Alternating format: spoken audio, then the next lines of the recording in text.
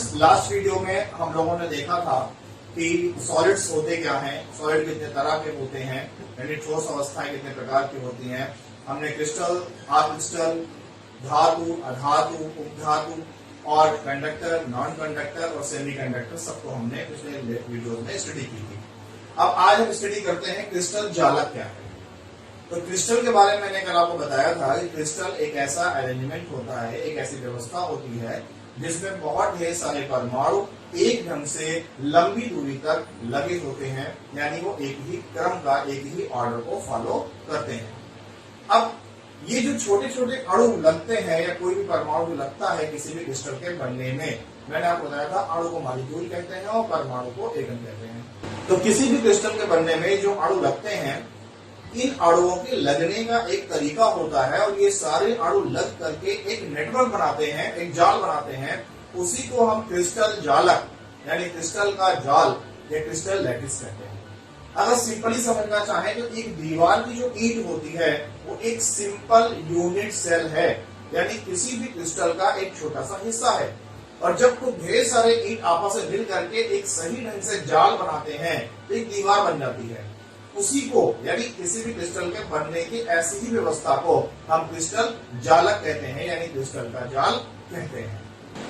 जैसा कि आपको बोर्ड पे दिख भी रहा है कि ये जो क्रिस्टल जालक है इसमें तो ढेर सारे यूनिट सेल यानी एकक कोशिका सेल आपस में जुड़ करके, जैसे ईंट जुड़ करके दीवार बनाती है, वैसे खूब ढेर सारे यहाँ पर जुड़े हुए हैं।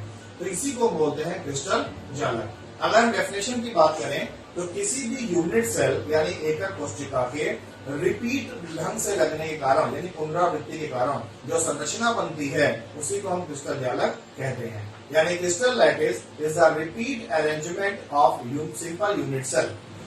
अब इस पर डिस्कस करते हैं क्रिस्टल जालक यानी लैटिस जो होता है क्रिस्टल का, ये कितने तरह का हो सकता है।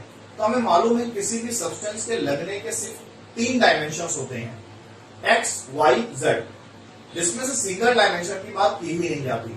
तो 2D यानी डबल डायमेंशन, हिंदी में द्विविमीय ढंग से कोई भी क्रिस्टल लग सकता है। द्विविमीय ढंग का मतलब होता है कि कोई भी क्रिस्टल एक्स और वाई एक्सिस पर अरेंज है, जैसा आपको दिख रहा है कि एक्स और वाई एक्सिस पर अरेंज क्रिस्टल है, यानी सिर्फ 2 तरफ से इसमें अरेंजमेंट है मॉलिक्यूल्स का। तो ये हो गया 2 डायमेंशनल यानी हिंदी में द्विविमीय क्रिस्टल जालक। ऐसे ही अगर क्रिस्टल जालक तीनों एक्सिस से लगे हुए हैं, एक्स, वाई और जेड, तीनों एक्सिस से अटैच हैं, तीनों तरफ से अटैच हैं, तो उसको हम बोलते हैं ट्रिपल डायमेंशन या 3D या हिंदी में त्रिविमीय संरचना। जैसा कि आपको बोर्ड पर दिख रहा है, इसमें जो भी क्रिस्टल के लैटिस में जो भी मॉलिक्यूल्स अटैच हैं वो तीनों डायरेक्शन में यानी तीनों एक्सिस पर अटैच हैं। क्लियर? अगर आप एक्सिस नहीं समझ पाते तो आप ऐसे समझ सकते हैं, जैसे मेरा फ्रंट आपको दिख रहा है, ये एक एक्सिस हो गया, पीछे डॉर्सल है दूसरा एक्सिस हो गया, और ये हमारा साइड जो लेटरल है तीसरा एक्सिस हो गया। तो एक्स, वाई और जेड। अब चूंकि आपको हमारी पीठ नहीं दिख सकती, क्यों? क्योंकि 3D स्ट्रक्चर हमें ऐसे नहीं दिखते हैं, 3D स्ट्रक्चर को हमें रोटेशनल ढंग से देखना होता है। अब बात करते हैं सरल एकक सेल, इंग्लिश में यूनिट सेल की बात करते हैं। नाम से क्लियर, यूनिट यानी एक टुकड़ा। तो किसी भी क्रिस्टल के बनने में जो सबसे छोटा पार्ट होता है, जैसे किसी भी दीवार के बनने में सबसे छोटा पार्ट होता है उसकी ईंट, वैसे ही किसी भी क्रिस्टल के बनने में सबसे छोटा पार्ट होता है, उसी को हम बोलते हैं सिंपल यूनिट सेल। इसको हम प्रिमिटिव सेल भी कहते हैं, यानी कि प्राचीन सेल। क्लियर? तो हम देखते हैं कि सिंपल यूनिट सेल होता कैसा है। तो ये आपको दिख रहा है कि सिंपल यूनिट सेल बनाने के लिए सिंपल यूनिट सेल वो सेल्स होते हैं जिनके कोनों पर, 4 कोनों पर, 4 एज पर एटम्स अटैच होते हैं, यानी परमाणु लगे होते हैं। तो अगर हम इसको ऐसे अटैच कर दें तो ये किसी भी क्रिस्टल का सिंपल यूनिट सेल है। अब अगर हम इसको और मल्टीप्लाई कर दें, यानी कि हम इसके अंदर एक और यूनिट सेल को अटैच कर दें, तो ये एक सिंपल क्यूब के फॉर्म में आपको शो होने लगेगा। आपको दिख भी रहा होगा कि ये एक सिंगल यूनिट सेल का कॉम्बिनेशन है, जिससे कि एक क्यूब का फॉर्मेशन हुआ है। इसमें 2 सिंपल यूनिट सेल्स लगे हुए हैं। और सिंपल यूनिट सेल में अगर आपने गौर किया हो तो इनके एज पर एटम्स होते हैं। एक सेल ये था, एक सेल ये था, दोनों सेल आपस में मिल गए। अब नंबर ऑफ एटम्स कितने हैं?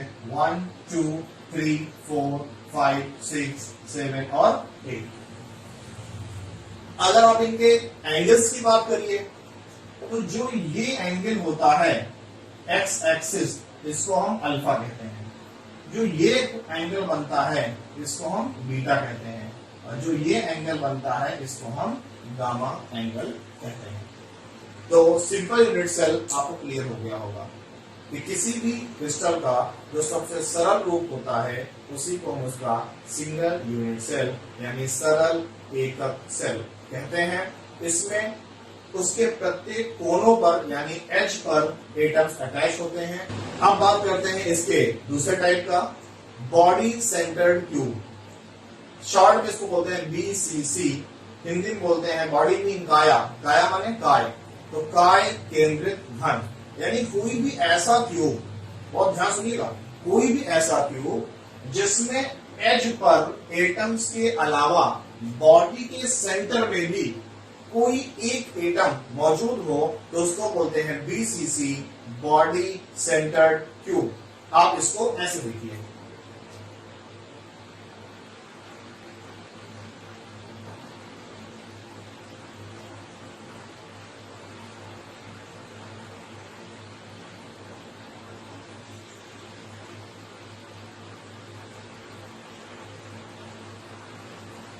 ये एक क्यूब का फॉर्मेशन आपके सामने हुआ, और इस क्यूब में अगर आप ध्यान दे रहे हो तो सिर्फ एज पर, कोनों पर परमाणु उपस्थित हैं, यानी एटम्स प्रेजेंट हैं सिर्फ एज पर, किनारों पर।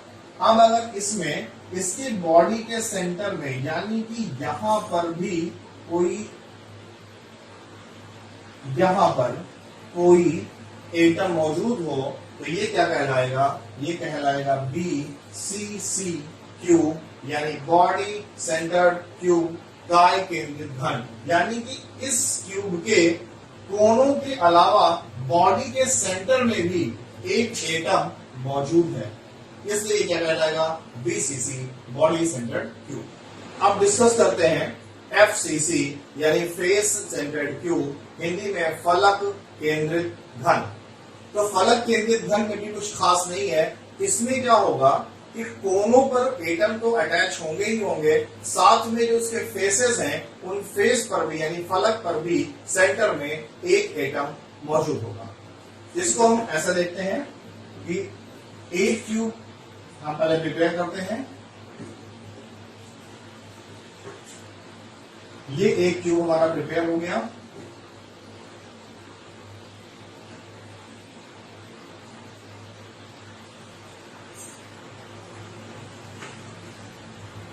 अब मेरी बातों को गौर करिएगा कि इस क्यूब में हर एज पर एटम्स अटैच हैं, लेकिन मार्कर पर ध्यान दीजिए, ये जो पार्ट है ये हो गया एक फलक यानी एक फेस। ये जो पार्ट है ये हो गया एक फलक यानी एक फेस। तो इस फेस में 1 2 3 4 ये 4 एटम्स वहां पर है, कॉर्नर्स में है, मगर इस फेस में बीचों बीच में भी एक एटम मौजूद होगा। तो ये क्या हो गया? फेस सेंटर, फलक केंद्रित, यानी इसके फलक के केंद्र में भी एक एटम है।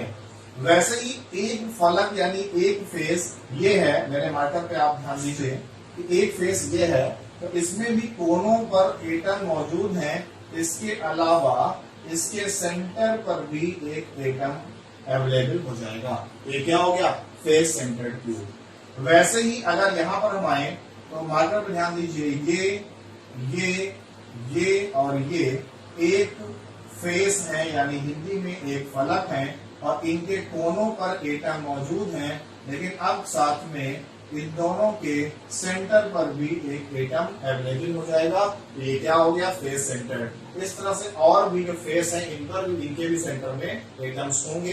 बोर्ड पर हम इसलिए नहीं बना रहे कि बोर्ड पर 3D स्ट्रक्चर नहीं शो हो सकता, फिर भी आपको एक प्रैक्टिकल एग्जाम्पल से शो करते हैं। जैसे हम इस बॉक्स का अगर एग्जाम्पल लें तो इस बॉक्स में आपको दिख रहा है कि ये जो है ये इसका एक फेस है, ये और इसके ठीक पीछे जो ये पार्ट है, मेरी फिंगर पे ध्यान दीजिएगा, जो ये पार्ट है वो भी एक फेस है। वैसे ही ये ऊपर एक फेस है और नीचे एक फेस है, क्लियर। वैसे ही इसका ये साइड एक फेस है और ये साइड उसका दूसरा फेस है। तो टोटल फेस कितने हुए? 6, 1, और इसके ठीक पीछे वाला ये 2, ये नीचे वाला 3, ऊपर वाला 4, साइड वाला 5 और ये साइड 6। तो इसमें होगा क्या, फेस सेंटर समझा रहे हैं आपको। इसमें होगा क्या, एक एटम यहाँ पर, एक एटम यहाँ पर, एक एटम यहाँ पर, एक एटम यहाँ पर, और एक एटम सेंटर में भी यहाँ पर रहेगा। ये क्या हो गया, फेस सेंटर। सेम वही कंडीशन इसके बैक में होगा। ये देखिए बैक में एक एटम यहाँ पर, एक यहाँ पर, एक यहाँ पर, एक यहाँ पर और एक यहाँ सेंटर पर। सेम जैसे फ्रंट में एक एटम ये है, एक एटम ये है, एक ये है, एक ये है और एक एटम एक्स्ट्रा सेंटर में।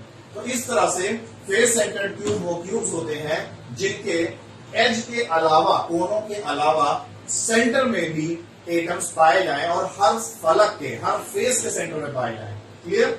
अब तीनों को एक साथ देखते हैं।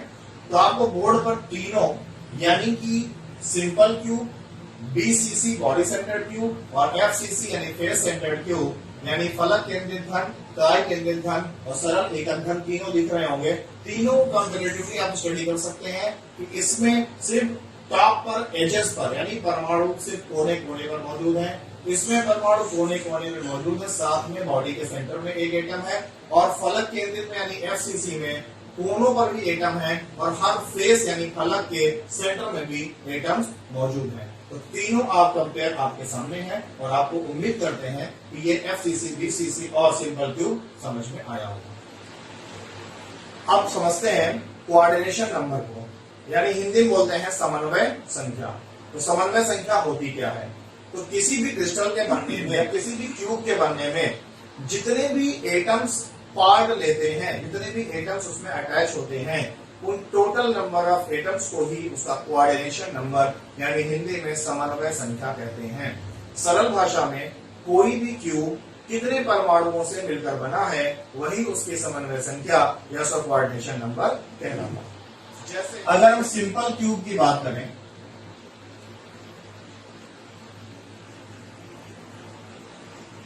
तो सिंपल क्यूब में आपने देखा था कि 2 सिंपल यूनिट सेल्स के मिलने से एक सिंपल क्यूब बनता है। तो इसको अटैच करने से पहले आपको दिखा रहे हैं, ध्यान दीजिएगा। 1 एटम, 2 एटम, 3 एटम, 4 एटम, 5, 6, 7 और 8 यानी टोटल नंबर ऑफ एटम्स कितने हैं? 8। अब अगर इनको हम ऐसे अटैच कर देते हैं तो एक सिंपल क्यूब का फॉर्मेशन हो जाता है।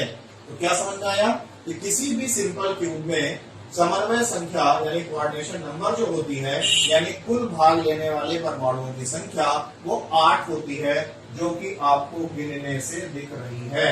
1 2 3 4 5 6 7 और 8। अगर आपको ये वीडियो पसंद आई है, आपको ये यूजफुल लग रही है, तो आप इसको जरूर लाइक करिए और सब्सक्राइब करिए।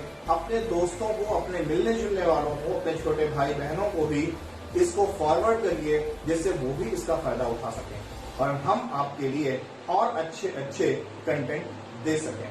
Thank you.